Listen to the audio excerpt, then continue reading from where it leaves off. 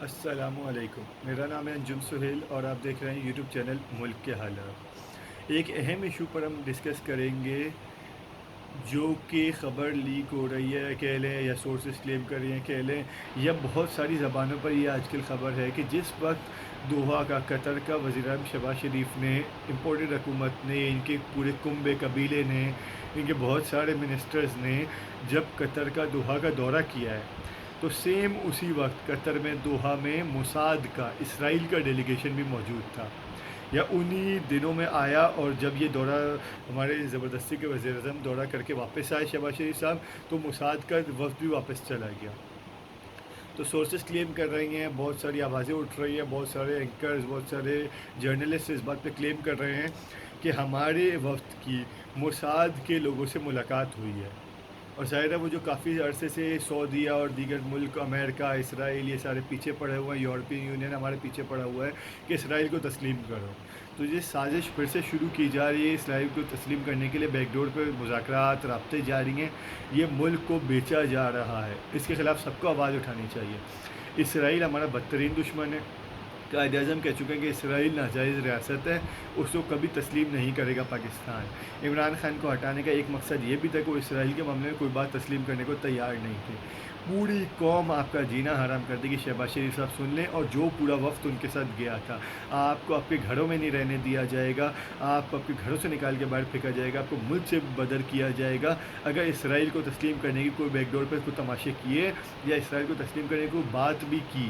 اسرائیل مسلمانوں کا بدترین دشمن ہے۔ پاکستان کے خلاف آج تک جتنی سازشیں ہوئی ہیں، چاہے وہ 65 71 میں سازشیں ہوں، 2019 کی سازش ہو، سب میں اسرائیل ملوث تھا۔ اسرائیل مسلمانوں کا، پاکستانیوں کا سب سے بدترین دشمن ہے۔ فلسطینیوں کو 70 سالوں سے شہید کیا جا رہا ہے، اسرائیل کر رہا ہے، اسرائیلی کر رہے ہیں۔ تو ان جاہلوں کو، ان جانوروں کو جو کہ انسان کہلانے کے قابل نہیں ہے اسرائیلی، ان کو تسلیم کرنے کی جس نے بات بھی کی، عوام اس کے خلاف ایسا احتجاج کرے گی کہ اس کو اپنے گھروں میں رہنا مشکل ہو جائے گا۔ تو اسرائیل پاکستان کا بدترین دشمن ہے، اسرائیل ایک ناجائز ریاست ہے، اسرائیل کو ریاست نے فلسطینیوں پر انہوں نے قبضہ کیا ہوا ہے۔ یہ یہودی مسلمانوں کے سب سے بدترین دشمن ہیں۔ قرآن کہتا ہے کہ یہود و نصارہ تمہارے دشمن ہیں، ان کو اپنا دوست نہ بناؤ۔ ہماری یہ بدترین جو حکمران ہم پر مسلط کیے گئے ہیں، شاید اسی وجہ سے مسلط کیے گئے ہیں کہ اسرائیلیوں سے انہوں نے پنگیاں اور دوستیاں بڑھانی ہیں۔ تو شہباز شریف صاحب، بلاول، یہ جو آپ بیورپ اور چکر لگا رہے ہیں، سارے کان کھول کر سن لیں۔ شہباز شریف، زرداری، مریم نواز، بلاول، سارے سن لیں۔ ایم کیو ایم، باپ پارٹی، یہ ساروں کا نام و نشان مٹا دیا جائے گا عوام کی طرف سے۔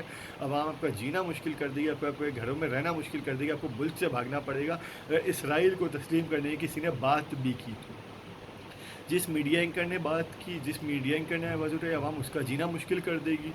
جس پولیٹیشین نے آواز اٹھائی، عوام اس کا جینا مشکل کر دے گی۔ سلیم مانڈوی والا صاحب جو آپ نے یہ بیان دیا تھا اسرائیل والا اور یہ سب، یہ اب تماشا بند کر دیں۔ اسرائیل ایک ناجائز ریاست ہے، اسرائیل ایک ناجائز ملک ہے، اسرائیل کو ہی پاکستان تسلیم نہیں کرتا تو اسرائیل کو ایکسیپٹ کرنے کی کیا بات کرنی ہے؟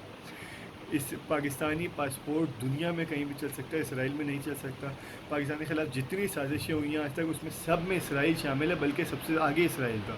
انڈیا سے زیادہ بدترین دشمن ہمارا اسرائیل ہے۔ انڈیا جو بھی چالیں چلتا ہے، 2019 ہو، بیچ میں جنگیں ہوں، جو بھی انڈیا چال چلتا ہے، سب کے پیچھے اسرائیل تھا۔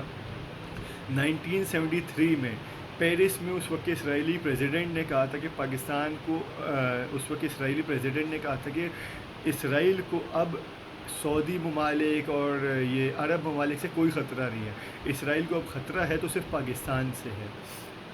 حالانکہ اس وقت تو پاکستان ایٹمک پاور بھی نہیں تھا، اس کے بہت سالوں بعد پاکستان نے ایٹم بم کا تجربہ کیا اور پاکستان ایٹمک پاور بنا۔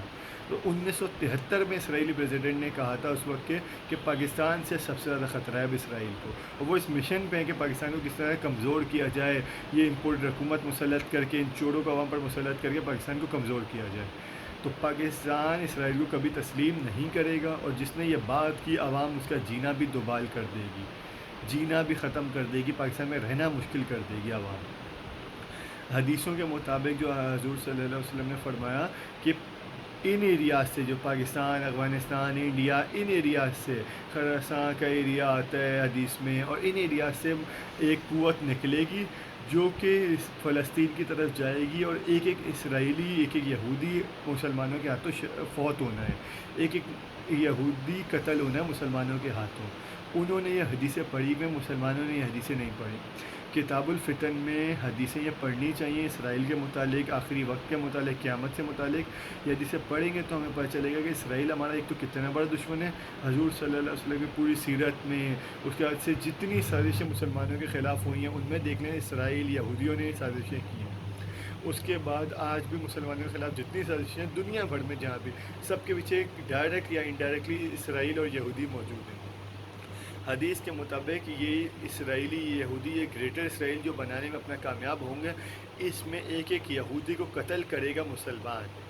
یہاں سے ایشیا کے ممالک سے فوجیں نکلیں گی جو کہ پہلے ہندوستان کے حکمران جو ظلم کر رہے ہوں گے ان کو زنجیروں میں جکڑیں گی، اور پھر یہ فوجیں اسرائیل کی طرف جائیں گی اور ایک ایک اسرائیل کو قتل کریں گی، ایک ایک یہودی کو قتل کریں گی۔ یہ حدیثیں ساری موجود ہیں، ہم سب کو اس کے لیے حدیثیں پڑھنی چاہیے، آخری وقت کے متعلق حدیثیں پڑھنی چاہیے، اور ایک بات سب کو اپنے حکمرانوں کو بتا دینی چاہیے کہ جو اسرائیل کو تسلیم کرنے کی بات بھی کرے گا وہ ہم اس کا جینا حرام کر دیں گے۔